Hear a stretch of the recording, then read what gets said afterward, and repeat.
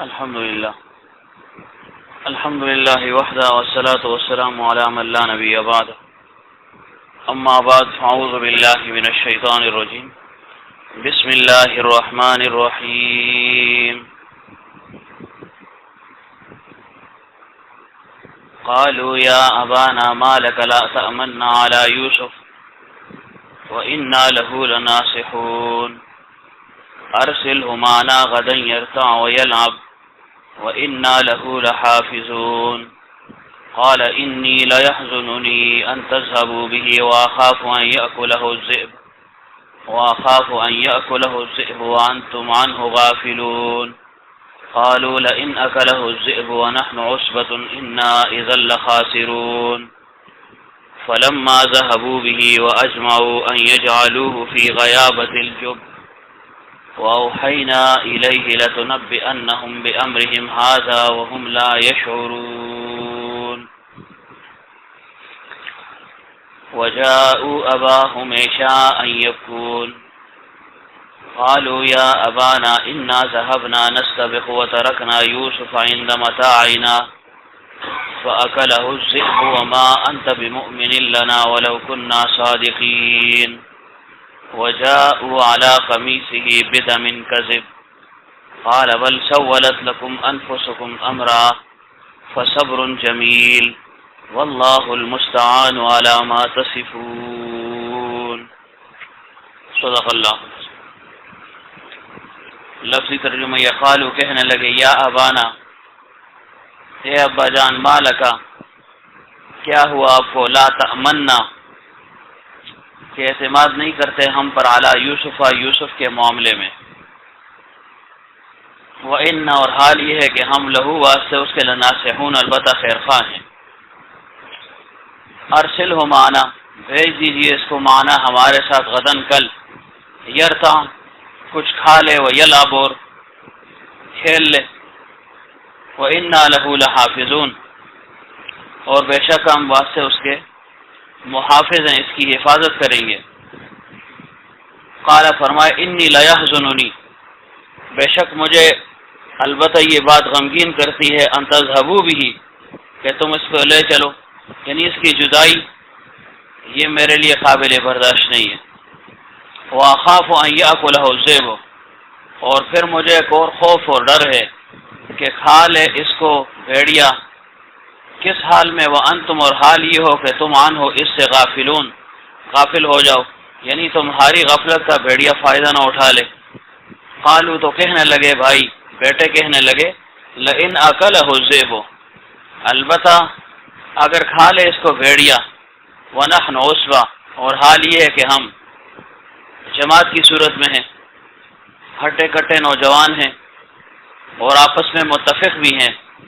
اِنَّا إِذًا لَخَاسِرُونَ تو بے شک اس وقت ہم بہت بڑے نقصان میں ہوں گے بڑے ہی ٹوٹے میں پڑنے والے ہوں گے یا پھر ہم بددعا کے مستحق ہوں گے. فلما ذهبوا به پس جب لے کر چلے اس کو یعنی یوسف علیہ السلام کو ساتھ لے لیا وَأَجْمَعُوا اور سب جمع ہو گئے پختہ ارادہ کر لیا منصوبہ بنایا ہوا تھا ان یجعلوہ کہ ڈال دو اس کو یا ڈال دیں اس کو فی غیابۃ الجب ایک نامعلوم کنویں میں. تو اسی وقت فأوحینا الیہ وأوحینا الیہ اور ہم نے وحی کی یوسف علیہ السلام کی طرف یعنی ان کو تسلی دی.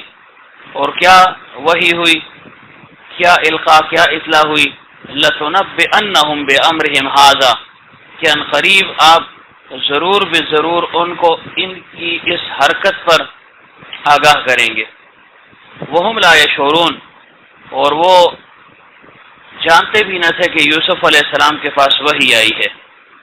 یا یہ کہ جب آپ ان کو ان کی اس حرکت پر آگاہ کریں گے تو ان کے وہم و گمان میں بھی یہ نہ ہوگا کہ یہ تو یوسف ہے کیونکہ اپنے خیال میں وہ یوسف کو گم کر بیٹھے ہلاک کر چکے تھے والد سے دور کر چکے تھے.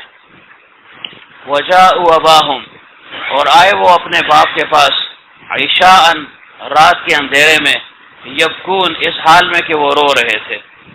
قالوا کہنے لگے یا ابانا اے ابا جان انا ذهبنا بے شک ہم چلے گئے نستبق اور ہم آپس میں دوڑ لگا رہے تھے یعنی کھیل رہے تھے. وَتَرَكْنَا يُوسُفَ اور چھوڑا ہم نے یوسف کو عند متاعنا اپنے سامان کے پاس.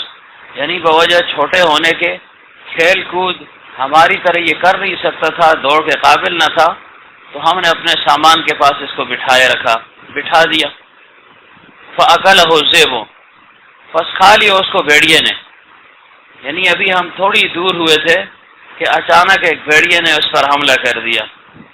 وَمَا أَنْتَ بِمُؤْمِنٍ لَنَا اور نہیں آپ ہم پر اعتماد کرنے والے، یعنی آپ ہم پر اعتماد نہیں کریں گے، ہماری بات پر یقین نہیں کریں گے.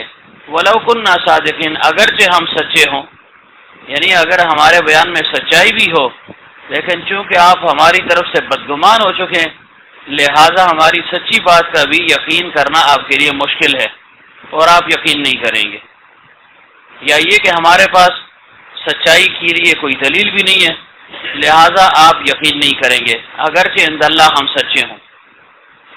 وَجَاءُوا عَلَىٰ قَمِيصِهِ بِدَمٍ كَذِبٍ اور لے آئے یوسف علیہ السلام کی قمیص پر یا قمیص کو لے آئے کس حال میں بِدَمٍ كَذِب کہ اس پر خون لگا ہوا تھا جھوٹ موٹ کا، یعنی جھوٹا خون لگا دیا تھا اس پر، اور اس کرتے کو یعقوب علیہ السلام کے سامنے پیش کر دیا. یعقوب علیہ السلام نے کرتے کو دیکھا، متحیر ہو گئے، الٹ پلٹ کر دیکھا، اور پھر فرمایا بل سولت لکم انفسکم امرا بلکہ بنا دیا، گھڑ لیا تمہارے لیے تمہارے نفوس نے، تمہارے نفسوں نے، امرن ایک کام. یعنی معلوم ایسے ہوتا ہے کہ یوسف قتل نہیں ہوا، یوسف کو بھیڑیے نے نہیں کھائے، بلکہ تم نے کچھ ایسا طریقہ کیا ہے کہ اس کو یا تو قتل کر دیا یا اس کو مجھ سے دور کر دیا، اور تمہارا یہ عذر یہ ناکافی ہے اور یہ قابل اعتماد نہیں ہے. فصبر جمیل لیکن اب ہو کیا سکتا ہے، میں صبر سے کام لوں گا کیونکہ صبر اچھی چیز ہے. واللہ المستعان اور اللہ تعالی ہی سے میں مددگار ہوں، خواستگار ہوں مدد کا، اوپر اس کے علامات تصفون اوپر اس کے جو تم نے بنایا ہے. یعنی جو خبریں تم سنا رہے ہو، جو بات تم نے گھڑی ہے، تو یہ حقیقت نہیں ہے، اور میں اللہ تعالیٰ ہی سے شکوہ اور شکایت کرتا ہوں کہ اللہ تعالیٰ ہی میری مدد فرمائے.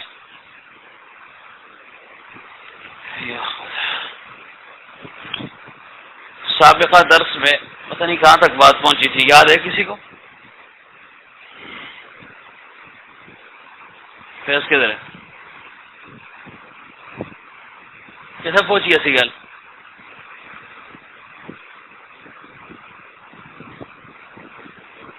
کسی یاد ہے؟ مجھے یاد نہیں، چلو کیسے پہنچی ایسی گل؟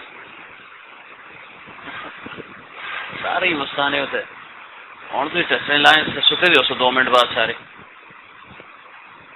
سیاح نہیں آ جائے ضرور روٹی بھی صبح کھا کے دیے. چلو آتفنیات کس تک پہنچے؟ بہرحال یوسف علیہ السلام کو بھائیوں نے کسی نہ کسی طریقے سے یعقوب علیہ السلام سے جدا کرنا تھا، الگ کرنا تھا، اور مقصد کیا تھا کہ باپ کی محبت ہمارے ساتھ زیادہ ہو جائے، باپ کی توجہ ہماری طرف ہو جائے، اور اس کے لیے یوسف کا درمیان سے ہٹانا ضروری اور لازم تھا. اور پھر مشورہ یہ ہوا کہ یوسف علیہ السلام کو قتل کر دیا جائے، قتل ہی کی صورت میں ہم اس کو دور کر سکیں گے. لیکن پھر بالاتفاق یہ بات سب نے ٹھکرا دی اور کہا کہ نہیں، قتل یہ ایک سنگین جرم ہے، بہتر یہ کہ اس کو کسی نامعلوم گہرے کنویں میں ڈال دیا جائے، یعنی ایسا گہرا کنواں کہ جس میں یہ نظر سے غائب ہو جائے، چھپ جائے، چاہے وہ پانی والا کنواں ہو یا ویسے کوئی گڑھا ہو، لیکن عام درست لوگوں کی کم سے کم ہو. تو ایسے کنویں میں، ایسے گڑھے میں اس کو ڈال دینا چاہیے. اور فائدہ کیا ہوگا کہ اگر ڈالنے سے مر گیا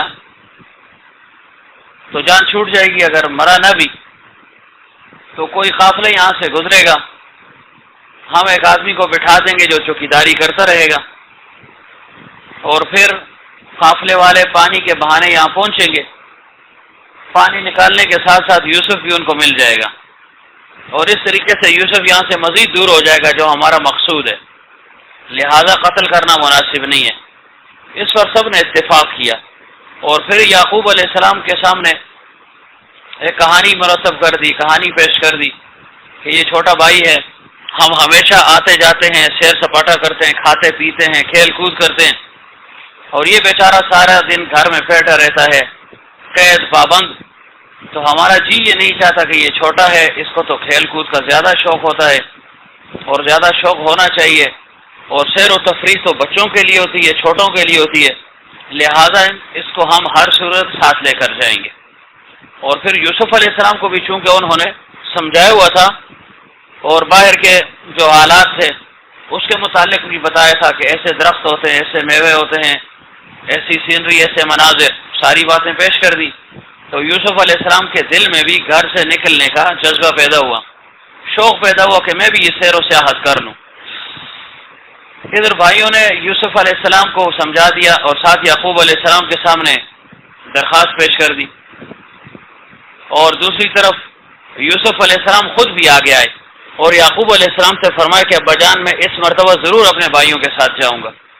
تو ان دونوں وجہوں سے یعقوب علیہ السلام مجبور ہو گئے، دل نہیں چاہ رہا تھا لیکن بالآخر مجبور ہو گئے، چونکہ تقدیر نافذ ہونی تھی، لہذا جب تقدیر نافذ ہوتی ہے تو ساری تدابیر ناکام ہو جاتی ہے، پھر تدبیر کام نہیں کرتی، لیکن انسان مکلف اسی کا ہے کہ وہ تدبیر اختیار کرے گا، یعنی اسباب کو اختیار کر کے پھر نظر مسبب الاسباب یعنی اللہ تعالیٰ پر رکھے گا، نظر اس کی اللہ تعالیٰ پر ہوگی،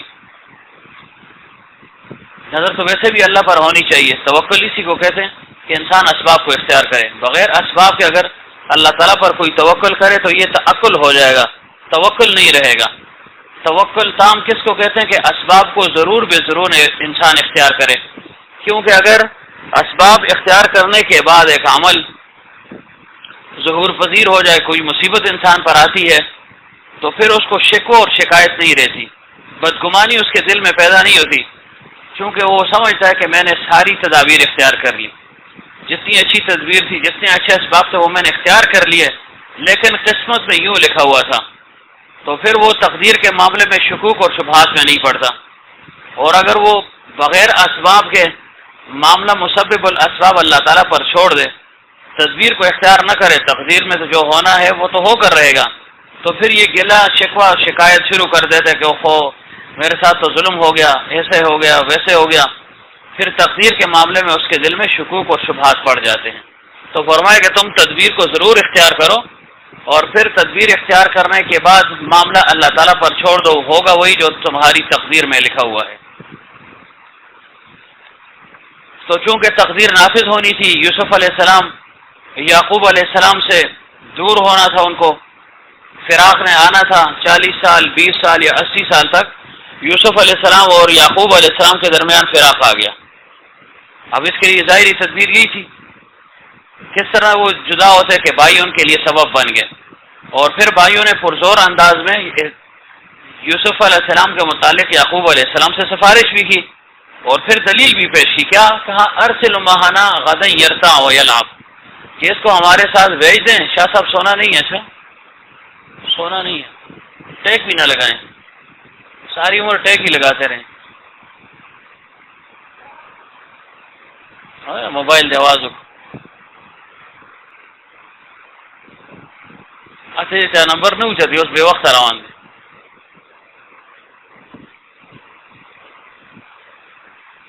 تو انہوں نے کیا کہا ارسلہ معنا غدا یرتع ویلعب، کہ آپ کل اس کو ہمارے ساتھ بھیج دیں، یرتع یہ کچھ سیر و تفریح کر لے گا، ویلعب اور کھیل کود کر لے گا، یعنی شکار کر لے گا، تیر اندازی وغیرہ کر لے گا۔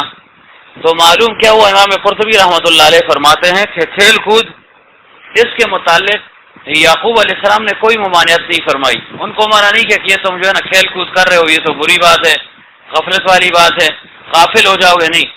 تو معلوم ہو کہ کھیل کود شرعی حدود کے اندر یہ جائز ہے، شرعی حدود کے اندر، اور ایسا کھیل ہو کہ جس سے کسی کی موت یا کوئی تکلیف واقعہ ہونے کا اندیشہ نہ ہو، ایسا کھیل تو جائز ہے۔ خصوصاً جو تیر اندازی ہے، یہ اگر انسان سیکھ لے، اسی طرح گھوڑ سواری ہے، تیراکی ہے، شکار ہے، ان کی ضرورت جو ہے نا وہ پڑتی ہے نا. اور آج کل جو ہم کھیل کھیلتے ہیں اس کا تو کوئی فائدہ نہیں ہے نا. ہاں فٹنس شاید حاصل ہو جائے کہ جسم جو ہے نا خوب تر و تازہ ہو، لیکن باقی کوئی فائدہ اس کا نہیں ہے. اور پیغمبر صلی اللہ علیہ وآلہ وسلم نے خود بھی صحابہ کے ساتھ دوڑ میں شرکت فرمائی ہے. صحابہ بھی ایک دوسرے کے ساتھ آگے نکلنے کی یعنی مسابقت کیا کرتے تھے، دوڑ لگایا کرتے تھے.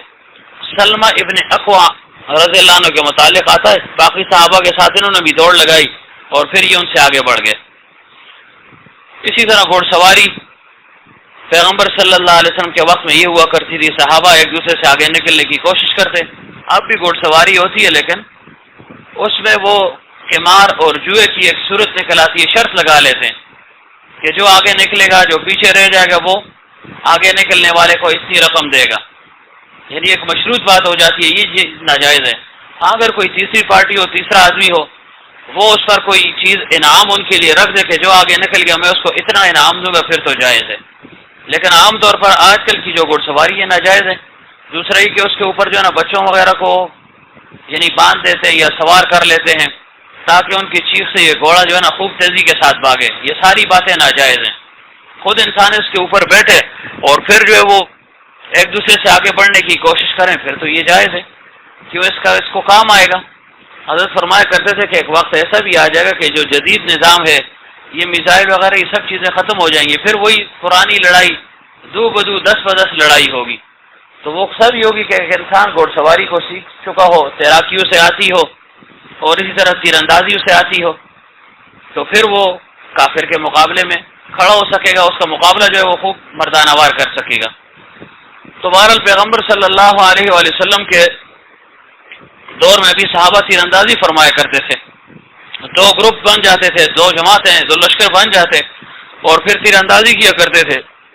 اور حضرت عائشہ رضی اللہ عنہ کی دلجوئی کے لیے پیغمبر صلی اللہ علیہ وآلہ وسلم ان کو لے آتے تھے اور اپنے پیچھے کھڑا فرما دیتے تھے پیچھے.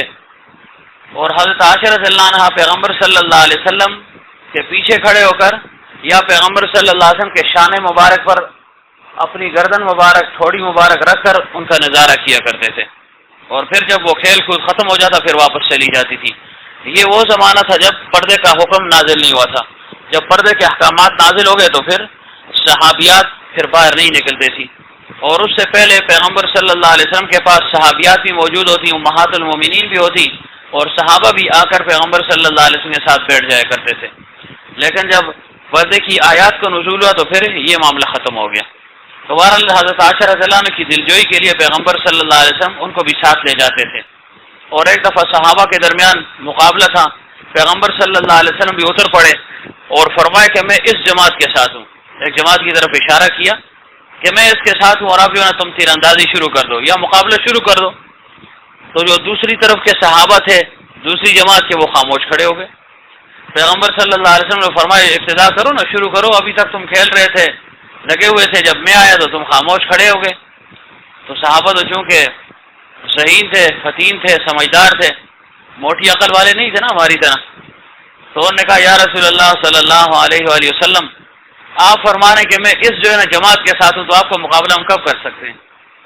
اب آپ کے مقابلے میں تو اترنا ہمارے لیے ناممکن ہے. پیغمبر صلی اللہ علیہ وسلم مسکرائے اور فرمائے چلو ٹھیک ہے میں سب کے ساتھ ہوں. تو پھر صحابہ نے تیر اندازی آپس میں جو ہے نا وہ شروع کر دی. تو بہرحال تیر اندازی ہوگی، دوڑ وغیرہ ہوگی، کھیل کود، یہ شرعی حدود کے اندر جائز ہے. اس سے منع بھی نہیں کہ یعقوب علیہ السلام نے، ورنہ فرما دیتے کہ نہیں یہ کھیل کود بھی اچھی چیز نہیں ہے، کھانا پینا سیر و سیاحت یہ بھی اچھی چیز نہیں ہے. تو معلوم ہو کہ کبھی کبھی انسان سیر و سیاحت کے لیے گھر سے نکل جائے، تفریح کے لیے نکل جائے، اس سے انسان کو ایک تازگی اور فرقت مل جاتی ہے، انبساط اور سرور کی کیفیت انسان کو حاصل ہو جاتی ہے. تھوڑا ذہن تازہ ہو جاتا ہے نا، ساری عمر گھر میں بیٹھا بیٹھا تنگ ہو جاتا ہے، ذہن بھی اس کا جو ہے نا وہ بند ہو جاتا ہے. تو تھوڑا کھلی فضا میں یہ نکل جائے تو تازگی انسان محسوس کرتا ہے. اور پیغمبر صلی اللہ علیہ وسلم کی حدیث مبارک ہے، فرمائے تم سفر کرو صحت یاب ہو جاؤ گے، کہ سفر کرو صحت یاب ہو جاؤ گے. اور دوسری حدیث مبارک ہے سفر کرو اللہ تعالیٰ تمہیں غنی فرما دے گا. یعنی سفر کی یہ تاثیر ہے، تمہیں صحت بھی مل جائے گی اور تمہیں اللہ تعالیٰ غنی بھی کر دے گا. اور دوسری طرف حدیث ہے پیغمبر صلی اللہ علیہ وسلم نے فرمایا السفر سقر ولو کان میلا، کہ سفر جو ہے نا یہ سقر ہے، یعنی سخت چیز ہے اگرچہ 1 میل ہی کیوں نہ ہو. اور فرمایا تم جو ہے نا سفر سے اپنے آپ کو بچاؤ، یعنی سفر کم سے کم کیا کرو. تو اگر عام سفر ہے، بے مقصد سفر ہے، تو یقیناً وہ پھر عذاب ہے انسان کے لیے. السفر قطعۃ من عذاب من النار، پھر تو عذاب ہے. لیکن اگر کوئی اچھی اور نیک صالح نیت ہو، رزق حلال کے لیے نکل رہا ہے، تو یقیناً یہ اس کے لیے بابرکت سفر ہے. یا حرمین شریفین کی زیارت کے لیے جاتا ہے، شیخ کی زیارت کے لیے جاتا ہے، والدین کی زیارت کے لیے نکلتا ہے، کسی اللہ والے کسی عالم ربانی کی زیارت کے لیے گھر سے نکلتا ہے، یہ بھی سفر ہے. تو اس پر اللہ تعالیٰ اس کو اجر اور ثواب عطا فرمائے گا. پھر سیر و سیاحت میں نیت کیا ہونی چاہیے؟ فاعتبروا یا اولی الابصار، سیروا فی الارض پر عمل ہو جائے کہ اللہ تعالیٰ نے حکم دیا عبداللہ کدھر باقی اس کو واپس کریں. سیروا فی الارض پر جو ہے نا عمل ہونا چاہیے کہ اس کا اجر اور ثواب کیا ہے. اللہ تعالیٰ فرماتے ہیں تم زمین میں غور و فکر کرو، چلو پھرو، دیکھو کہ میں نے سابق امتوں کے ساتھ کیا کیا ہے، کیا کیا انعامات ان کو دیے، اور جب انہوں نے اللہ تعالیٰ کی نافرمانی کی تو کس قسم کے عذاب اللہ تعالیٰ نے ان پر نازل فرمائے. تو اس نیت سے یعنی مختلف نیتیں انسان کر کے پھر سیر و سیاحت کے لیے چلا جائے، اللہ تعالیٰ کی اس مخلوق میں غور و فکر کرے، عجائبات میں غور و فکر کرے، تو اس سے یہ اللہ تعالیٰ تک پہنچ جائے گا. ایک ہے سیر آفاقی، ایک ہے سیر انفسی. سیر آفاقی ہے کہ انسان آفاق میں غور و فکر کرے، بلند بلند پہاڑوں کو دیکھتا ہے، بڑے بڑے دریاؤں کو دیکھتا ہے اور مختلف مناظر دیکھتا ہے، تو اس کے دل میں اللہ تعالیٰ کی وحدانیت مزید مضبوط ہوتی رہتی ہے. اور اپنی تخلیق میں غور و فکر کرے تو پھر بھی یہ اللہ تعالیٰ تک پہنچ جاتا ہے. تو ایک کو سیر انفسی کہتے ہیں، انسان اپنی تخلیق میں غور و فکر کرے کہ اللہ تعالیٰ نے مجھے کس طرح پیدا کیا. ناپاک نطفے سے اللہ تعالیٰ نے انسان کو پیدا کیا، خوبصورت آنکھیں اس کو عطا کر دی، خوبصورت کان اس کو دے دیے، خوبصورت زبان اس کو دے دی جس سے وہ اپنا معافی ضمیر وہ نکالتا ہے، دل کی بات کو زبان کے ذریعے سے لوگوں کے سامنے پیش کر دیتا ہے، اظہار کرتا ہے. تو اس سے اللہ تعالیٰ کی محبت انسان کے دل میں پیدا ہوتی رہتی ہے. تو بہرحال اس نیت سے انسان وہ سیر و سیاحت کر سکتے، اور کھانے پینے پر بھی ممانعت نہیں ہے. کھائے پیے انسان جس طرح کھا سکتا ہے، لیکن یہ کہ بے اعتدالی نہ کرے، حد اعتدال سے نہ نکلے، ورنہ اس کے متعلق بھی اللہ تعالیٰ ضرور بے ضرور پوچھے گا. لیکن حکیم علمت رحمۃ اللہ علیہ فرمایا کرتے تھے کہ کھاؤ پیو خوب. پہلے مشائخ تقلیل طعام یہ مریدین سے کروایا کرتے تھے کہ تم ذرا کھانا کم کھاؤ تاکہ تمہیں نیند نہ آئے، پھر ٹیک لگانی نہ پڑے. دیکھو بابا جی سیکنڈ تو ان کو سونے ہی دے، ان کو نہیں جگانا. تو جتنا کھائیں گے پھر تو نا آپ سخت کب ہوگی، پھر تو آپ پڑے رہیں گے ایسے. کیا ہو گئے وہ کھا لو، تو ہمیشہ سوئے رہتے، ذرا کھڑے ہو کر سن لو نا. کیا ہے گرنا نہیں ہے کیا؟ وہ دوسرے کدھر ہیں؟ عقیل کدھر ہے؟ جاگ رہے ہو؟ اچھا تو میں نے کہا سو ہی نہ گئے ہو. تو پتہ نہیں کیا عرض کر رہا تھا.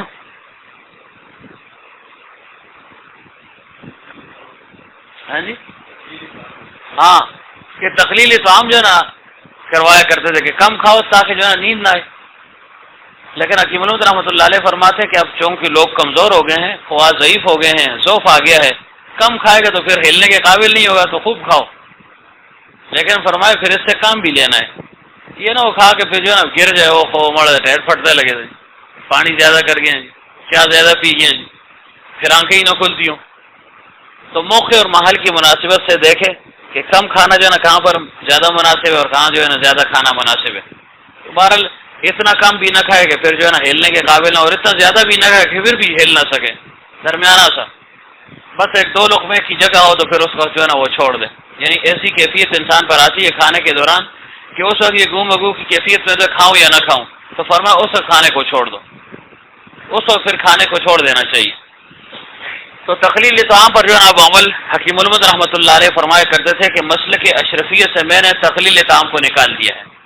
باقی مشائخ اب بھی شاید عمل کرتے ہیں اس پر، لیکن حکیم علمت رحمۃ اللہ علیہ نے فرمایا کہ نہیں، اب تقلیل طعام پر عمل مت کرو، دماغ خشک ہو جائے گا، خشکی آ گئی تو پھر جو ہے نا پاگل ہو جاؤ گے. پہلے زمانے کے لوگ ان کی قوت اور طاقت زیادہ تھی، زیادہ کھاتے تھے تو ان کو تکلیف ہوتی تھی، لہٰذا وہ کم کھانے کے عادی ہو چکے تھے اور برداشت کا مادہ ان کے اندر تھا. اب جو ہے نا برداشت کا مادہ کم ہے. تو بہرحال فرمائے ارسلوا معنا غدا یرتع ویلعب، کہ ان کو ہمارے ساتھ بھیج دیں تاکہ یہ کچھ جو ہے نا سیر و تفریح کر لے، پھل وغیرہ کھا لے گا اور پھر کھیل کود کر لے گا، دوڑ ہمارے ساتھ لگا دے گا۔ شاہ اسماعیل شہید رحمۃ اللہ علیہ کے متعلق آتا ہے کہ جب انہوں نے جنگ کا ارادہ فرمایا اپنے شیخ کی وساطت سے اور مشورے سے، تو شاہ اسماعیل شہید رحمۃ اللہ علیہ کیا کرتے تھے، 2-2 3-3 گھنٹے تک تیراکی فرمایا کرتے تھے۔ کسی نے کہا حضرت اتنا وقت آپ نے لگا دیا؟ فرمایا ہاں تیراکی بھی ضروری ہے، کیا پتہ جو ہے نا دریا پار کرنا پڑے، مجھے تیراکی نہ آتی ہے تو پھر کیا کریں گے۔ اور پھر 2-2 4-4 گھنٹے تک گھوڑے پر جو ہے نا سوار ہو کر دوڑ لگایا کرتے تھے، لیکن اس کے اوپر وہ کیا کہتے ہیں، کھاٹی کہتے ہیں کیا، وہ نہیں ہوتی تھی، ننگی پیٹھ پر۔ کسی نے کہا حضرت یہ کیا؟ فرمایا کہ ضروری تو نہیں ہے کہ اس کے اوپر جو ہے نا یہ زین اور یہ ساری چیزیں مجھے مل جائیں، ممکن ہے ایک ایسا وقت ہو کہ مجھے بغیر اس کاٹھی اور ان چیزوں کے سواری کرنی پڑے تو تاکہ مجھے مشکلات پیش نہ آئیں۔ تو 2-2 3-3 گھنٹے تک وہ گھوڑے کی ننگی پیٹھ پر بیٹھ کر جو ہے نا دوڑ لگایا کرتے تھے، اس طریقے سے مشق فرمایا کرتے تھے۔ اور فرمایا کہ جب حدیث کا سبق انہوں نے موقوف کر دیا تو لوگ پریشان ہو گئے، جو طلبہ وغیرہ آئے تھے انہوں نے کہا حضرت ہم تو اتنے دور سے آئے ہیں، پڑھنے کے لیے آئے ہیں۔ تو فرمایا دیکھو مقصود اللہ تعالیٰ کی رضا ہے، وہ بھی جہاد تھا اور اب یہ جہاد ہے، وہ جہاد بے سنان تھا اور یہ جہاد بے سیف ہے، اس پر جو ہے نا اب عمل کرنے کا وقت آ گیا ہے، لہذا اس میں تم جو ہے نا میری معاونت کرو اور میرے مددگار اور ہمنوا بن جاؤ۔ تو پھر دیکھیں اللہ تعالیٰ نے کتنا عظیم الشان کام ان سے لیا، اور پھر شہادت کا اعلیٰ مرتبہ اللہ تعالیٰ نے شاہ اسماعیل شہید رحمۃ اللہ علیہ کو عطا فرمایا۔ تو عرض یہ کہ انسان ہر چیز کے لیے تیار ہو نا، گھوڑ سواری اسے آتی ہو، شکار چلے وہ تو ایک اضافی چیز ہے، تیر اندازی وہ سیکھ لے، اسی طرح دوڑ وہ لگا سکے، یہ نہ ہو کہ دشمن کے مقابلے میں پھر فیصلہ ہے مڑے بھی دستا ہی نہیں، مڑے ایسے بھی موٹر راڑوں میں وسط تک دوڑا۔ تو ان چیزوں کو بھی سیکھنا ہے، صرف کرکٹ ہی نہیں ہے کہ وہ ہم نے سیکھ لیا کرکٹ کیسے کھیلتے ہیں، فٹ بال بھی جو ہے نا وہ بھی سیکھ لیا، ہاکی کھیلنا بھی آ گیا۔ تو یہ چیزیں جو ہے نا اصل سیکھنے کی یہ ہے کہ اللہ تعالیٰ کا قرب انسان کو نصیب ہوتا ہے اور اس کی دنیا بھی بن جاتی ہے اور آخرت بھی بن جاتی ہے، اور جو موجودہ کھیل ہیں اس سے شاید دنیا تو بن جائے لیکن آخرت کا کوئی فائدہ اس میں نظر نہیں آتا، اور دنیا کا بھی نقصان ہے۔ عموماً جو لباس پہنا جاتا ہے وہ غیر شرعی لباس ہوتا ہے، غیر شرعی لباس ہوتا ہے، اور اتنا چست لباس ہوتا ہے کہ سب زاویے جو ہے نظر آتے ہیں، ظاہر یہ ساری چیزیں ناجائز ہیں۔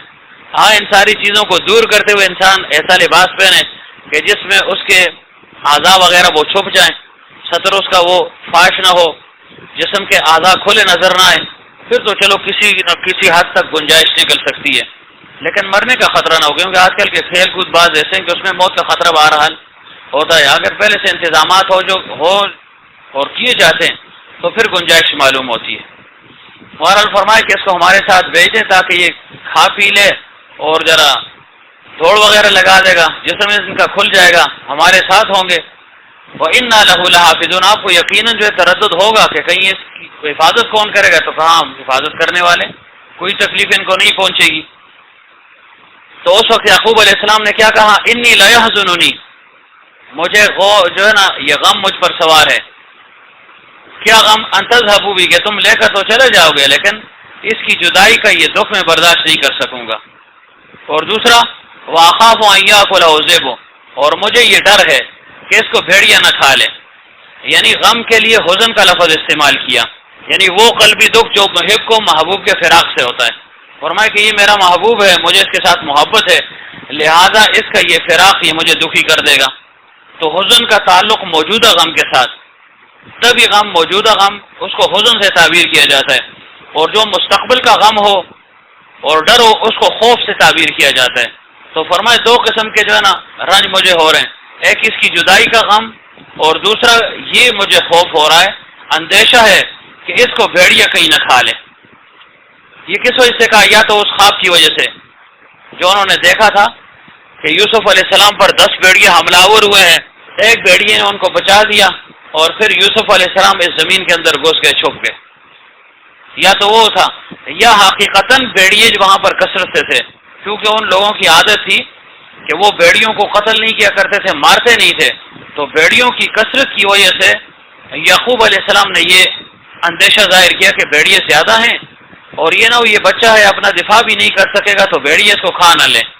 وَأَنْتُمْ عَنْهُ غَافِلُونَ، لیکن دوسری طرف بیٹوں پر یہ اندیشہ ظاہر بھی نہیں کر رہے تھے کہ واقعتاً تم ہی بھیڑیے ہو، تم ہی نقصان دے دو گے، تو ان کی یعنی اس بات تاکہ یہ بات ان پر ظاہر بھی نہ ہو، وَأَنْتُمْ عَنْهُ غَافِلُونَ، یہ فرما دیا کہ ایسا نہیں ہے کہ تمہارے اندر قوت اور طاقت نہیں ہے یا تم بچا نہیں سکتے ہو، تم تو قوت اور طاقت والے ہو، بچانے کے قابل ہو، لیکن ظاہر ہے جب تم اس سے غافل ہو گئے، کھیل کود اور کھانے پینے میں مشغول ہو گئے، تو پھر اس کی حفاظت کب کر سکو گے؟ تمہاری اس غفلت کا بھیڑیا فائدہ اٹھا لے گا۔ بیٹھ جاؤ، جب فائدہ اٹھا لے گا تو اس پر حملہ کر دے گا، تو یہی مجھے خوف اور ڈر ہے۔ تو انہوں نے کیا کہا؟ انہوں نے کہا لئن اکلہ الذئب ونحن عصبہ، عجیب باتیں کر رہے ہیں ابا جان، آپ کو پتہ بھی ہے ہم قوت اور طاقت میں بھی ہیں، ہم آپس میں متفق بھی ہیں، ہماری تعداد بھی 10 کے قریب ہے، پھر قوت اور طاقت والے بھی ہیں، شان والے بھی ہیں، دوسرا یہ کہ ساری عمر ہم ان جنگلوں میں پھرتے رہے، آج تک ہمارے جانوروں کو، ہم جانور بھی چراتے ہیں جنگل میں، ان کی حفاظت کیسے ہوتی ہے؟ کسی بھیڑیے نے کسی بکری پر حملہ کیا ہے، کسی بھیڑ پر حملہ کیا ہے، کسی دمبے پر حملہ کیا ہے، سب محفوظ ہیں۔ جب بھیڑ بکریاں جانور یہ محفوظ ہیں تو یہ تو انسان ہے، اس پر کیسے حملہ آور ہو سکتے ہیں؟ اور پھر ہم قوت اور طاقت والے، ہماری موجودگی میں یہ ممکن ہے؟ یعنی یہ بات ناممکن ہے۔ اور اگر بالفرض و تقدیر ایسے ہو بھی جائے تو پھر آپ کیا کریں؟ انا اذا لخاسرون، اس کا ایک معنی یہ کیا ہے کہ پھر ہم بددعا کے مستحق ہوں گے، آپ بددعا کر لیں اللہ تعالیٰ ہمیں ملیا میٹ کر دے گا۔ یعنی یہ ممکن ہی نہیں ہے کہ ہماری موجودگی میں یوسف پر بھیڑیا حملہ آور ہو جائے۔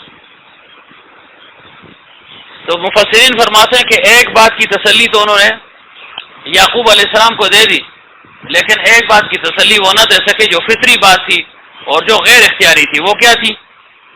یعقوب علیہ السلام نے فرمایا انی لا یحزننی، مجھے یہ غم ہے، یعنی اس کا فراق یہ مجھ سے برداشت نہیں ہوتا۔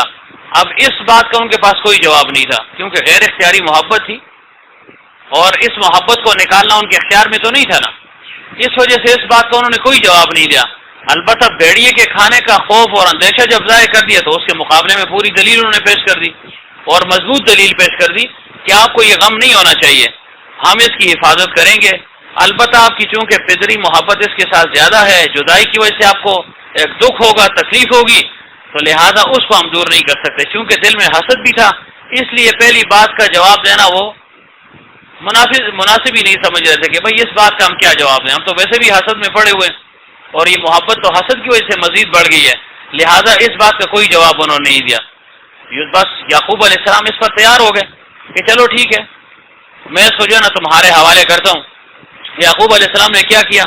یوسف علیہ السلام کو نہلایا دہلایا، کپڑے وغیرہ نئے پہنائے، کنگھی چوٹی وغیرہ جو طریقہ ہے، تیل وغیرہ سر میں لگایا، نئے کپڑے پہنا دیے، اور پھر روانہ ہونے سے پہلے یوسف علیہ السلام کے سر پر غالباً اسحاق علیہ السلام کی پگڑی مبارک رکھ لی، بطور تبرک کے برکت کے وہ رکھ لی، اور یوسف علیہ السلام کے بازو پر یا گلے میں ایک نلکی سی یعنی ایک تعویذ سا بنا کر ابراہیم علیہ السلام کا کرتا جو یعقوب علیہ السلام تک پہنچ گیا تھا، وہ کرتا جو جنت سے لایا گیا تھا، کیونکہ ابراہیم علیہ السلام کے جسم مبارک کو ننگا کر دیا تھا نمرود نے، تو اللہ تعالیٰ نے جبریل امین سے فرمایا کہ جنتی لباس ان کو پہنایا جائے۔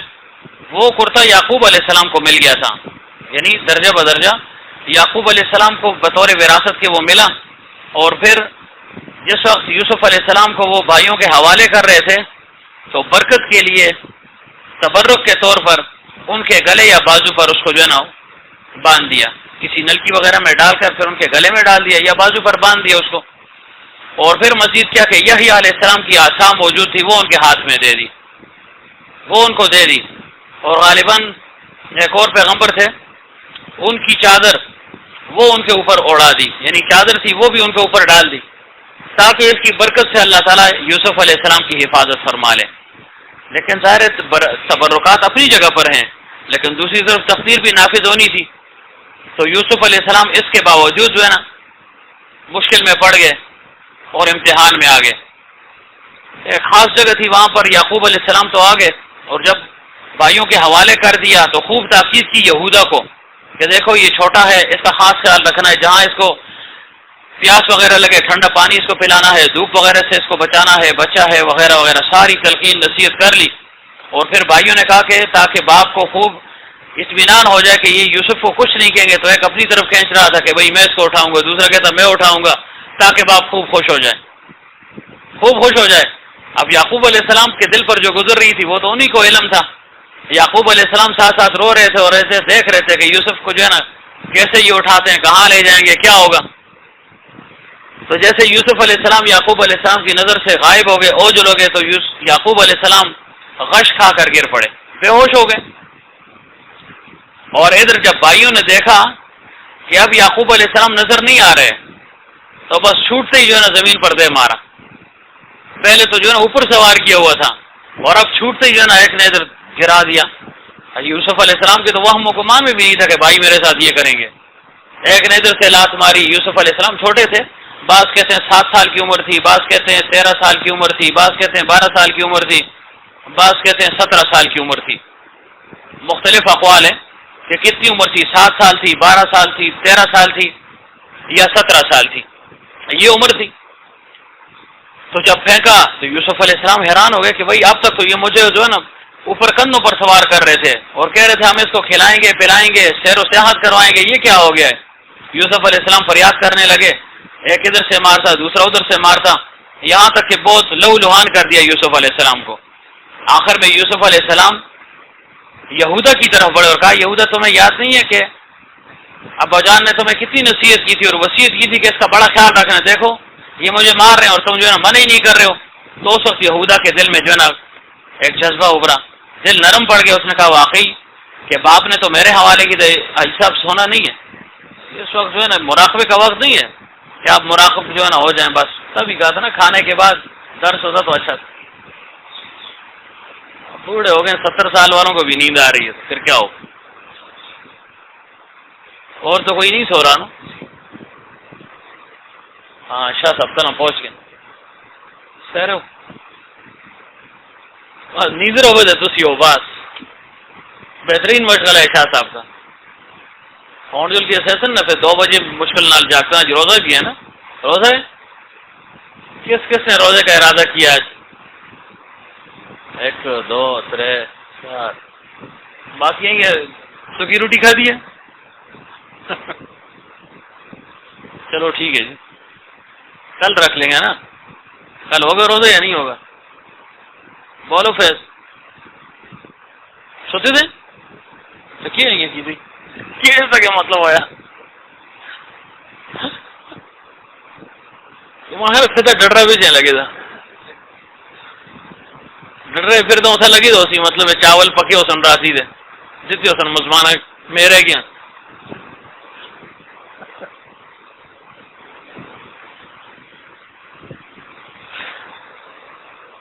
کیا بات کر رہا تھے جی؟ ہاں یہودا آگے بڑھ گیا اور اس نے کہا نہیں بھائی اس کو جو ہے نا کچھ نہیں کہنا آپ نے، نہ اس کو قتل کرنا ہے نہ اس کو میں کنویں میں ڈالنے کے لیے چھوڑتا ہوں۔ انہوں نے کہا نہیں، اس نے کہا نہیں مجھے جو ہے نا باپ نے میرے حوالے کیا، میں جو ہے نا برداشت نہیں کر سکتا ہوں، اس کی یہ چیخ و پکار یہاں پکار میری برداشت سے باہر ہے۔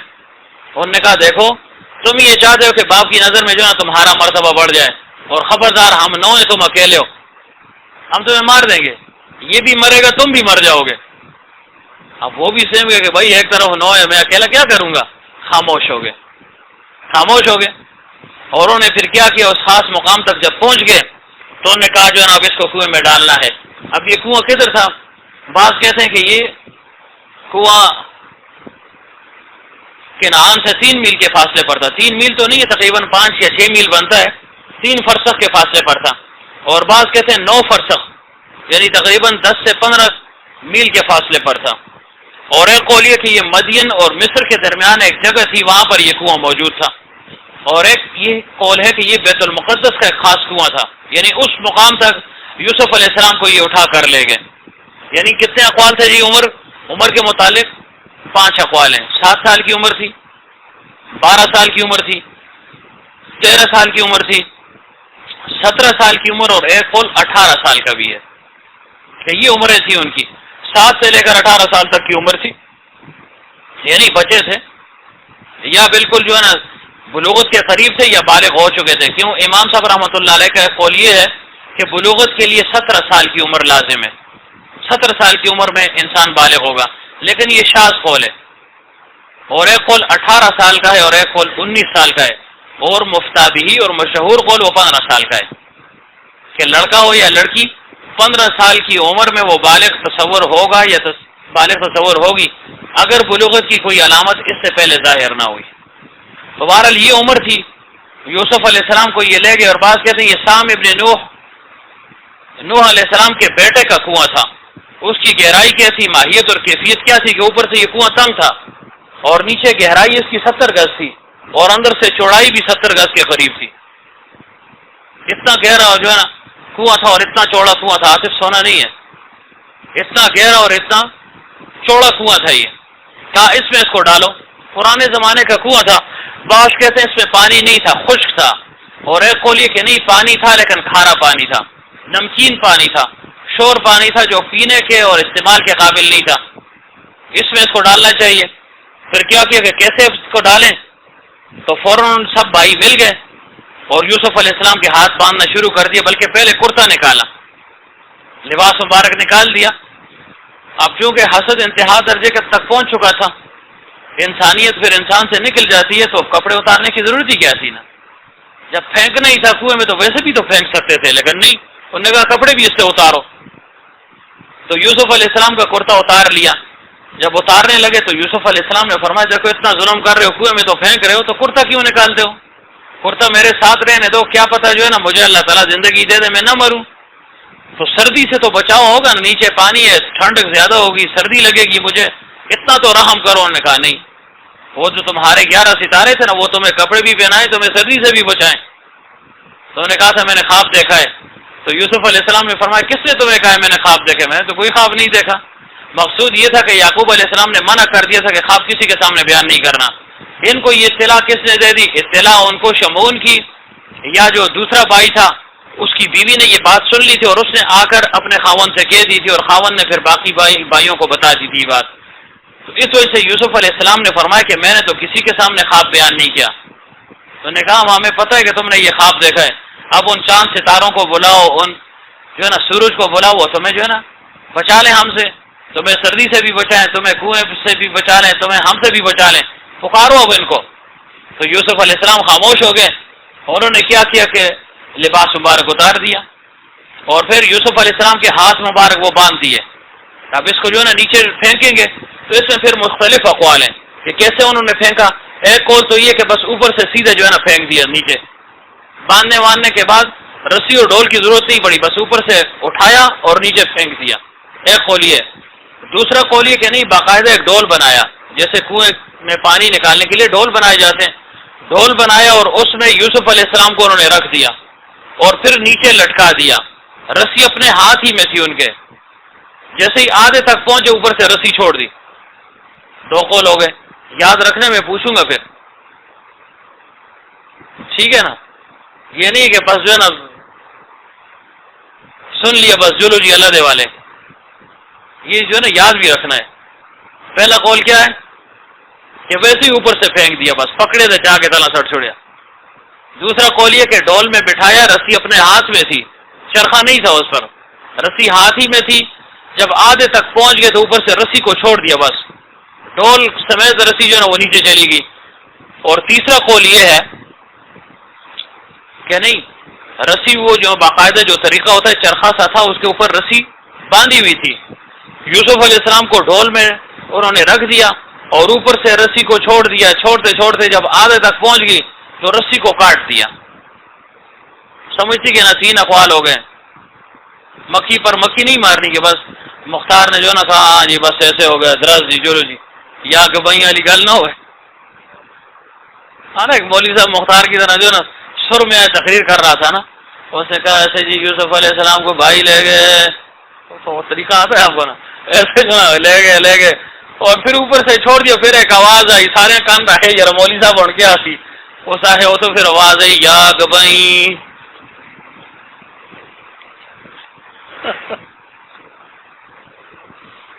تو یا گبئی نہیں ہویا جا، تین اقوال ہو گئے، یا تو ہاتھ سے پکڑ کر جو ہے اوپر سے پھینک دیا، یا جو ہے نا رسی کو ہی چھوڑ دیا، یا رسی کو کاٹ دیا۔ بہرحال تینوں اقوال تھے، مقصد ان کا کیا تھا کہ یوسف علیہ السلام نیچے گر جائیں گے، مر جائیں گے، نیچے پانی تھا یا پانی نہیں تھا، دونوں اقوال جو مد نظر ہونے چاہیے. لیکن ایک جو مضبوط قول ہے وہ یہی ہے کہ پانی موجود تھا. یوسف علیہ السلام اوپر سے گرے اور سیدھا پانی میں جا کر گر گئے، لیکن خدا کی قدرت جیسے ہی پانی میں گرے قریب پتھر موجود تھا، یوسف علیہ السلام نے فوراً چھلانگ لگائی، پتھر کے اوپر بیٹھ گیا. پتھر قریب تھا اس کے اوپر بیٹھ گیا. اور ایک قول یہ ہے کہ جتنے بھی موذی جانور تھے، حشرات الارض، سانپ، بچھو وغیرہ، یہ سب نکل آئے. خیر انہیں پہلی مرتبہ ایک انسان سے روح ملا، فوراً نکلے، اپنے اپنے بلوں سے نکل آئے.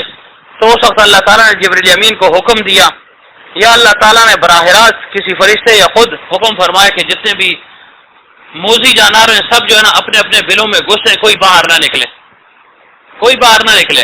صرف ایک سانپ باہر نکل گیا اور اس نے یہ چاہا کہ میں یوسف علیہ السلام کو ڈنگ مار دوں.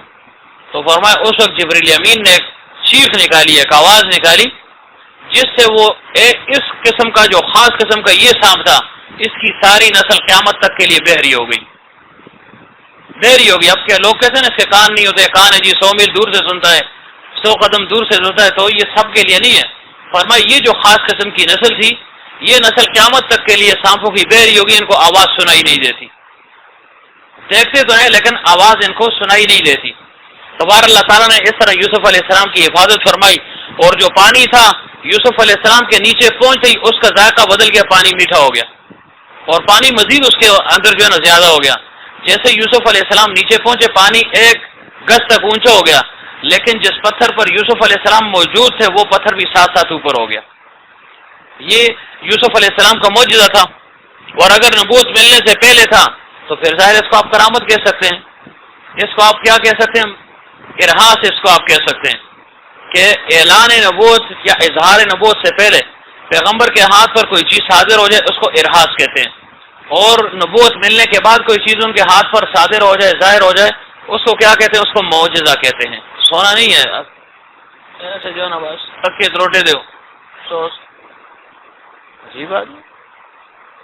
خلیل صاحب بھی بڑی کوشش کر رہے ہیں نیندر نہ آئے، دوسری جھٹکی اکھاڑ لیتے ہوں سے چلو کچھ دوسرا ہو سب یہ بھی کتنے دنوں سردیوں میں بھی ان کو نیند آتی ہے، ششکتے رہتے ہیں شیشڑ کے اندازہ سے تاوی کی، اور گرمیوں میں بھی نیند آتی ہے، تو کب یہ جو ہے نا جاگیں گے؟ کوئی علاج کرو شفقت ان کا یار.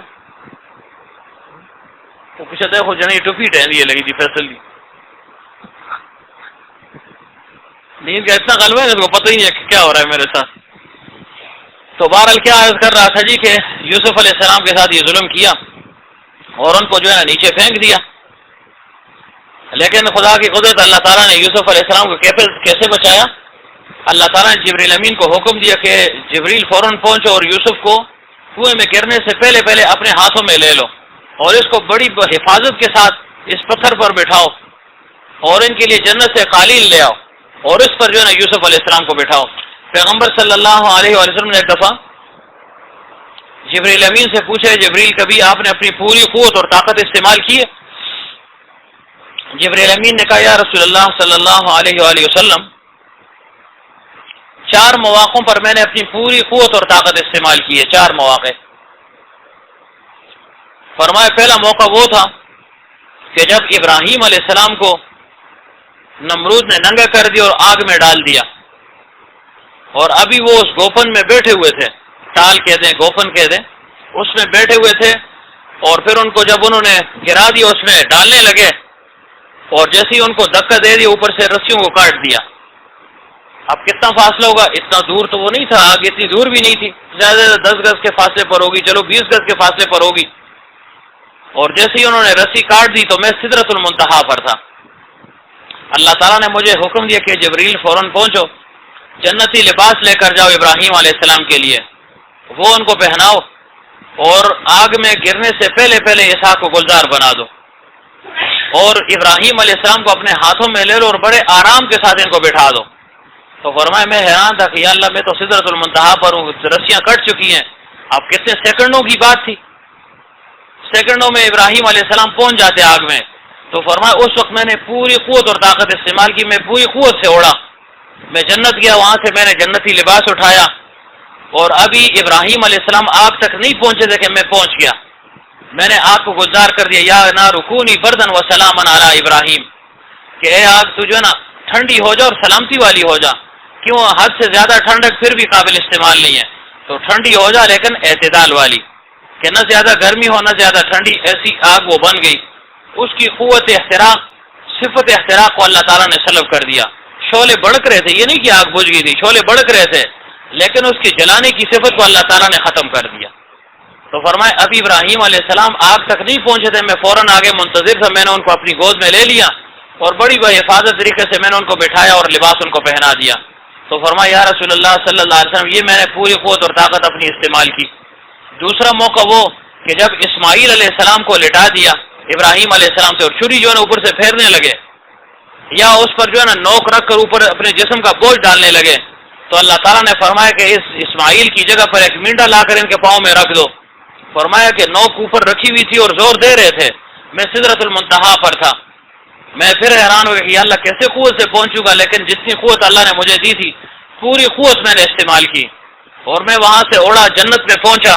اور وہاں سے مینڈا، وہ مینڈا جو حابیل نے اللہ تعالیٰ کی راہ میں یعنی قربانی کے لیے پیش کیا تھا، وہ مینڈا میں لے آیا.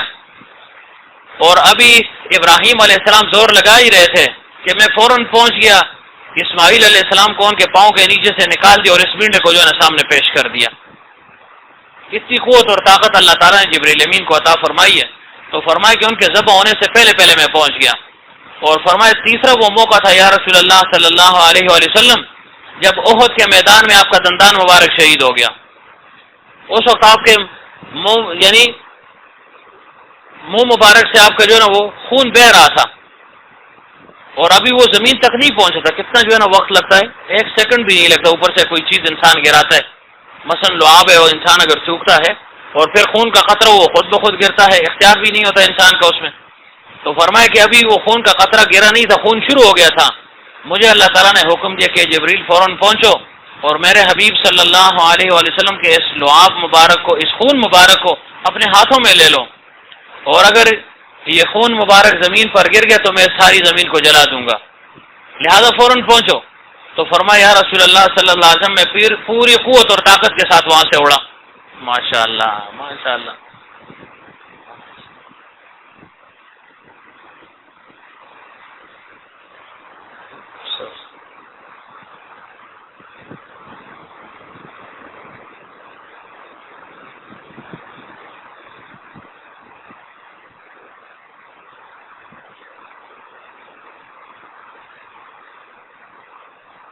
چلو گزارا وہ منگے وہ پیڑول پکار.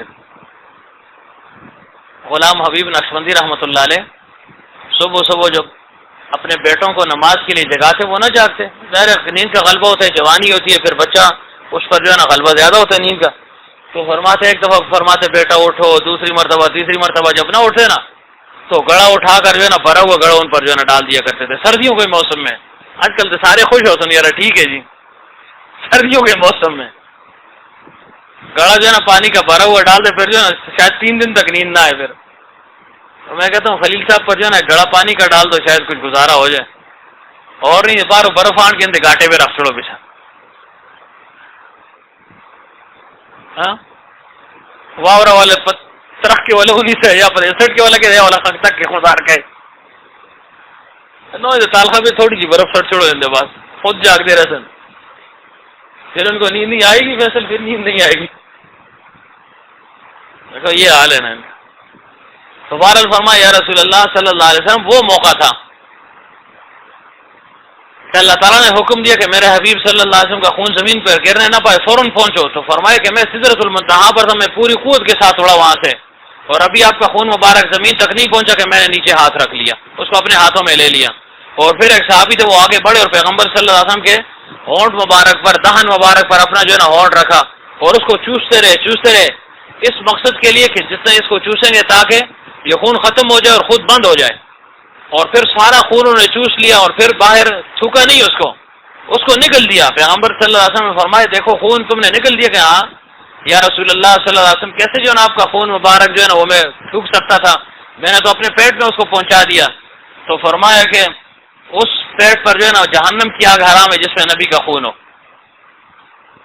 اسی طرح پیغمبر صلی اللہ علیہ وسلم نے پشنے لگوائے، جس کو آج کل آپ کیا کہتے ہیں پشنوں کو؟ جی حجامہ.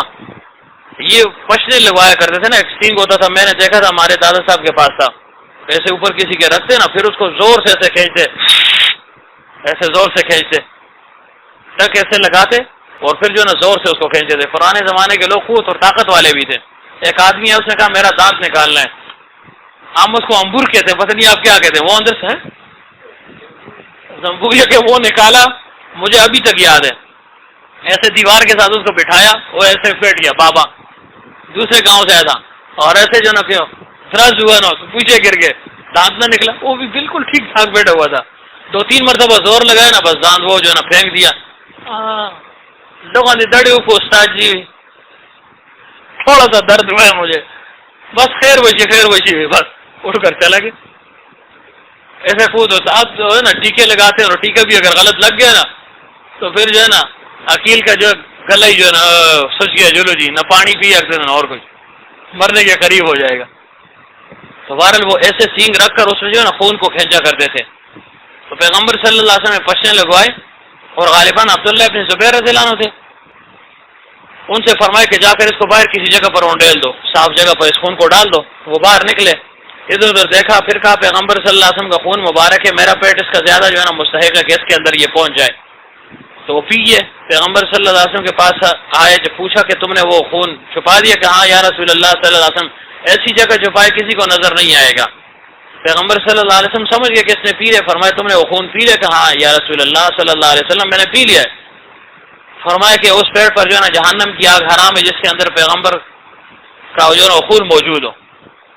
اور پھر فرمایا کہ اس کا فائدہ کیا ہوا کہ ساری عمر اس صحابی کو پیٹ کا درد کبھی نہیں ہوا، پیٹ کا درد نہیں ہوا.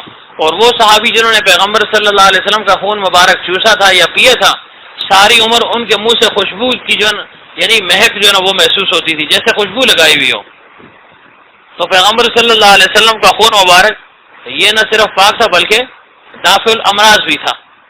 اسی طرح بول مبارک نہ صرف پاک اور صاف تھا بلکہ دافع الامراض بھی تھا. ام ایمن رضی اللہ عنہ نے غالباً پی لیا تھا ایک دفعہ مغالطے میں پانی سمجھ کر. تو فرمایا کہ ساری عمر ان کے پیٹ میں یعنی پیٹ کی جو بیماری ہے وہ کبھی ان کو لاحق نہیں ہوئی. تو عرض یہ کر رہا تھا کہ جبریل امین نے کہا یا رسول اللہ صلی اللہ علیہ وسلم یہ تیسرا موقع تھا، میں پوری قوت کے ساتھ اڑا اور جو ہے نا آپ کا خون مبارک زمین پر میں نے گرنے نہیں دیا. اور چوتھا موقع فرمایا وہ موقع جب یوسف علیہ السلام کے بھائیوں نے یوسف علیہ السلام کو کنویں میں چھوڑ دیا، آدھے تک پہنچ گئے، پھر اوپر سے رسی کاٹ دی. اب کتنا ٹائم لگتا ہے؟ اگر 1000 میل کا فاصلہ وہ بھی سیکنڈوں میں طے ہو جاتا ہے. تو فرمایا اس وقت میں سدرۃ المنتہا پر تھا، اللہ تعالیٰ نے مجھے حکم دیا کہ جبریل فوراً پہنچو اور یوسف کے نیچے پانی تک پہنچنے سے پہلے تہ تک پہنچنے سے پہلے جنتی لباس لے جاؤ، جنتی قالین ان کے لیے لے جاؤ. اور یوسف کو بڑے احترام کے ساتھ اپنی گود میں اپنے ہاتھوں میں لے کر اس جو ہے نا قالین اور اس پتھر پر ان کو بٹھا دو. تو فرمایا میں پوری قوت کے ساتھ اڑا. ابھی جب یوسف علیہ السلام زمین کی تہ تک کنویں کی تہ تک نہیں پہنچے کہ میں وہاں تک پہنچ گیا، اور میں نے ان کو قالین پر ان کو بٹھا دیا. اور پھر کیا کیا یہ سب سونا نہیں ہے، پھر میں نے یوسف علیہ السلام کے گلے میں جو تعویذ تھا یا بازو پر جو بندھا ہوا تھا اس کو میں نے کھولا، وہ جو کرتا موجود تھا وہ میں نے جو ہے نا ان کو پہنا دیا، وہ کرتا میں نے ان کو پہنا دیا. اور پھر ان کے ساتھ جو ہے نا وہاں پر یوسف علیہ السلام کے ساتھ جبریل امین بیٹھ گئے اور باتیں وغیرہ کیا کرتے تھے کہ ان کا مونس اور مددگار کوئی نہیں، اکیلے ہیں، وحشت محسوس ہوگی. تو اس طرح باتیں کیا کرتے تھے. اور ادھر بھائی جو نا وہ انتظار میں تھے کہ شاید ابھی مرا. تو انہوں نے کیا کہ اوپر سے جو ہے نا آواز دی، گرا دیا. پھر اس کے بعد آواز یہ یوسف علیہ السلام یہ سمجھے شاید بھائیوں کے دلوں میں رحم آ گیا ہے، شاید ان کو پچھتاوا ہو گیا ہے. تو جیسے ہی اوپر سے آواز یعنی نیچے سے آواز دی کہ ہاں میں موجود ہوں یا تم کیا کہتے ہو، تو انہوں نے اوپر سے کیا کہو یہ تو مرا نہیں ہے نعوذ باللہ، اوپر سے پتھر برسانا چاہا. یہ پکڑ بولے اس نے کی گئی. تو یہودا آگے بڑھو، اس نے کہا بس اتنا کافی ہے، بس بہت ظلم کر لیے، اس سے آگے میں تمہیں نہیں چھوڑوں گا، اور پتھر نہ برساؤ، بس چھوڑ دو اس طرح. تو یوسف علیہ السلام اس کنویں میں رہے. کتنا وقت رہے؟ بعض کہتے ہیں 1 دن رہے، بعض کہتے ہیں 3 دن رہے، اور ایک قول 7 دن کا ہے، 1 دن 3 دن یا 7 دن اور 7 رات تک یوسف علیہ السلام اس کنویں کے اندر رہے۔ اور بھائیوں نے کیا کر دیا، ایک قول یہ ہے کہ بھائیوں نے ایک چوکیدار مقرر کر دیا کہ بھائی تم نے ادھر دیکھنا ہے کوئی قافلہ آ جائے، یہ نہ ہو کہ اس کو جو ہے نا یہاں سے نکال کر لے جائیں، اگر لے جانے لگے تو ہمیں اطلاع دینا، اور خود چلے گئے۔ لیکن اب چلے گئے تو اب کیسے جائیں گے، ظاہر باپ کو کچھ بہانہ بھی تو کرنا ہے، تو انہوں نے کیا کیا کہ بھائی آپ جا تو رہے ہیں، اب کیا طریقہ کیا جائے، کوئی طریقہ بھی تو دکھاؤ۔ سب نے کہا دیکھو باپ کے دل میں خدشہ تھا کہ بیڑیا کھا نہ جائے، بہانہ تو مل گیا نا، بہانہ مل گیا، بس اسی بات کو بہانہ بنا دو۔ آپ باپ کو کہہ دو کہ آپ اللہ کے پیغمبر تھے، آپ کی بات اللہ نے سچ کر دکھائی اور ہمارے بھائی کو بیڑیا نے کھا لیا۔ ہاں سب نے کہا میں صحیح گل کی تھی، ٹھیک ہے ٹھیک ہے، یہ بالکل ٹھیک بات ہے۔ تو چلتے چلتے انہوں نے کیا کہ ایک بکری یا ہرن کو ذبح کر دیا، طاقتور تو تھے، ایک بکری کو پکڑا بس فٹافٹ اس کو ذبح کیا، یا ہرن کو پکڑا اس کو ذبح کر دیا، اور یوسف علیہ السلام کے کرتے کو جو ہے نا اس میں لسڑ دیا، خون وغیرہ اس کے ساتھ لگا دیا، خون آلود کر دیا، اور کہا یہ آپ باپ کو دکھائیں گے کہ دیکھیں اس کو جو ہے نا بھیڑیے نے کھایا، اور یہ جو ہے کرتے پر خون لگا ہوا ہے، آپ خود دیکھ لیں۔ وَجَاءُوا أَبَاهُمْ عِشَاءً يَبْكُونَ، رات ہو گئی۔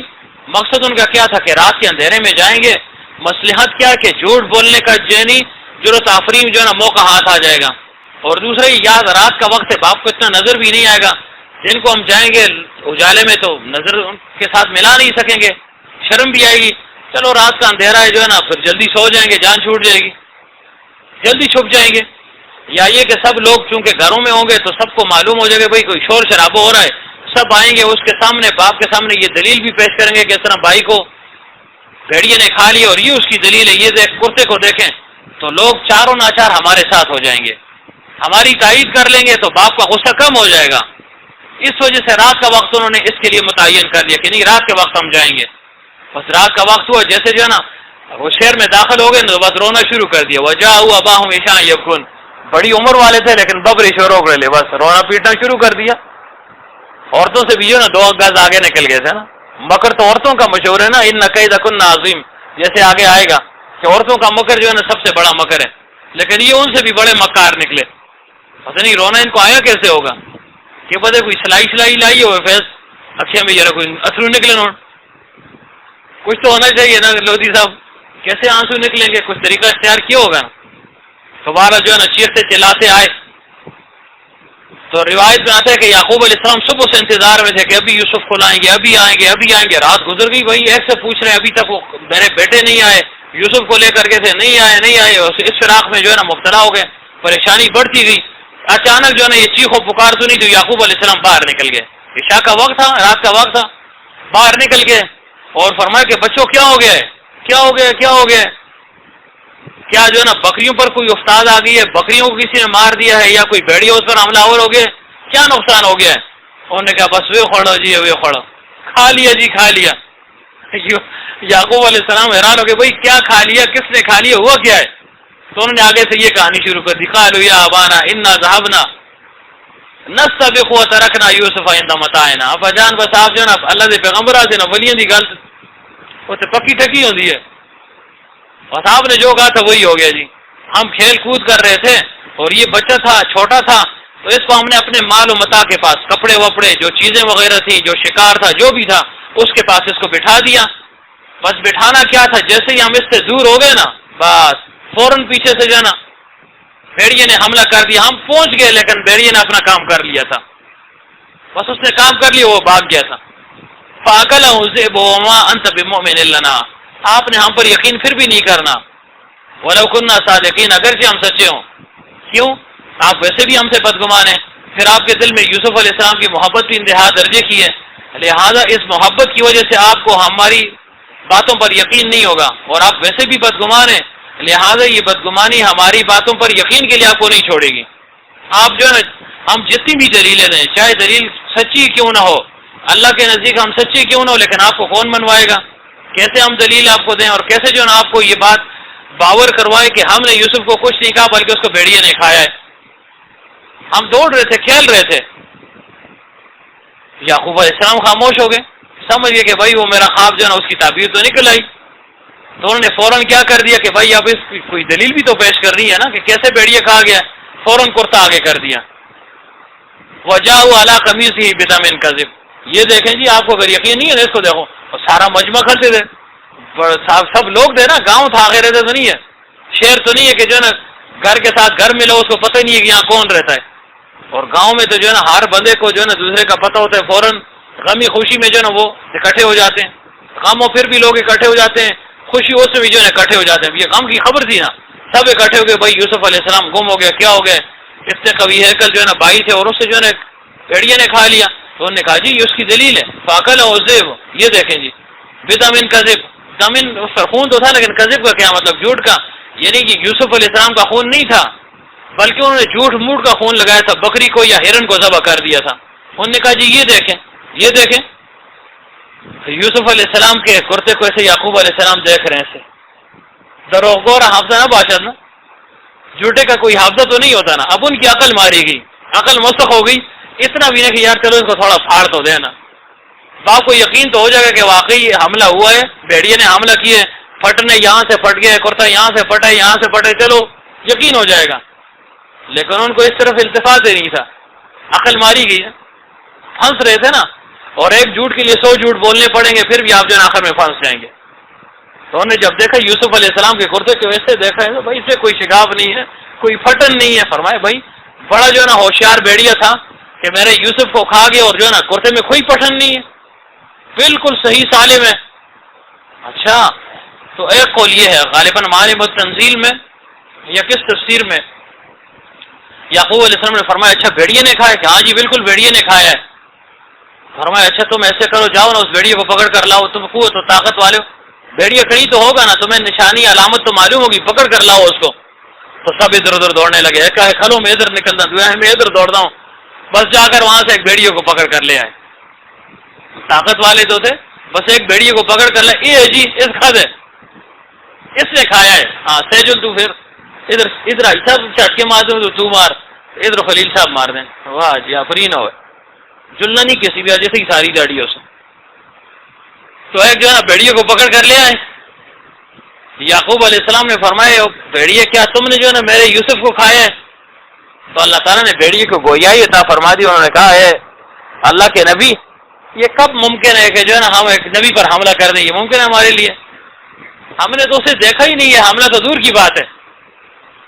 اور میں آپ کو جو ہے نا یہ یقین دلاتا ہوں، اس بھیڑیے نے کہا کہ میں نے جو ہے نا یوسف پر حملہ نہیں کیا. بھیڑیے چلا گیا. یعقوب علیہ السلام کو تو پتہ تھا صرف اتمام حجت کے لیے.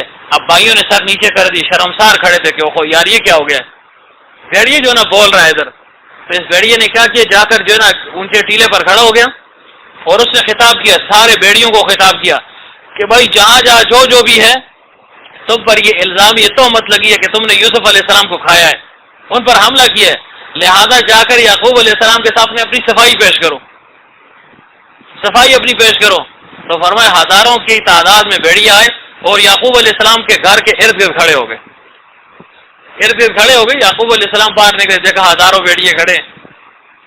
یعقوب علیہ السلام نے فرمایا کیا ہو گیا ہے؟ ارے پیغمبر کا معجزہ ہے، اللہ تعالیٰ جس چیز کو چاہے تو گویائی عطا فرما دے. تو بیڑیوں نے بیک زبان ہو کر کہا کہ اللہ کے نبی ہم نے جو ہے نا یوسف کو دیکھا ہی نہیں ہے. اس پر حملہ تو درکنار، زمین اس کو نہیں کھا سکتی پیغمبر کے جسم کو، تو ہم کہاں کھا سکتے ہیں، ہماری اتنی جرت کہاں ہے. تو یعقوب علیہ السلام نے فرمایا ٹھیک ہے تم میری طرف سے آزاد ہو جاؤ، واپس چلے جاؤ. یہ تو میں نے اس لیے پکارا تھا، بیٹے یہ کہہ رہے تھے کہ بیڑیے نے اس کو کھایا ہے. تو جب بیڑیے واپس چلے گئے اور جو ہے نا بیٹے اسی طرح شرمسار کھڑے تھے کہ اب جو ہے نا ہمارے پاس کوئی ثبوت ہی نہیں ہے، کوئی بات ہی نہیں ہے، رسوائی ہو گئی ہے. تو اس وقت پھر انہوں نے کیا فرمایا، قال بل سولت لکم انفسکم امرا، تمہارے نفسوں نے جو ہے نا تمہارے لیے ایک بات کو گڑھ دیا ہے اور مجھے جو ہے نا حقیقت معلوم ہے کہ وہ اس کو بھیڑیے نے نہیں کھا بلکہ تم بھیڑیوں نے اس کو جو ہے نا کہیں گم کر دیا یا اس کو قتل کر دیا ہے. فصبر جمیل واللہ المستعان علی ما تصفون، یہ صبر ہی میرے لیے اچھا ہے. صبر وہ ہے جس میں جزا فضا نہ ہو کہ اللہ تعالیٰ کی طرف سے مصیبت پیش آئی، بس انسان یعنی تفویض، رضا اور تفویض اور مقام تسلیم و رضا پر فائز ہو جائے کہ بس اللہ تعالیٰ کی طرف سے یہ میرے لکھا ہوا تھا، بس اس پر وہ خاموشی اختیار کر لیں اور کوئی جزا فضا نہ کرے.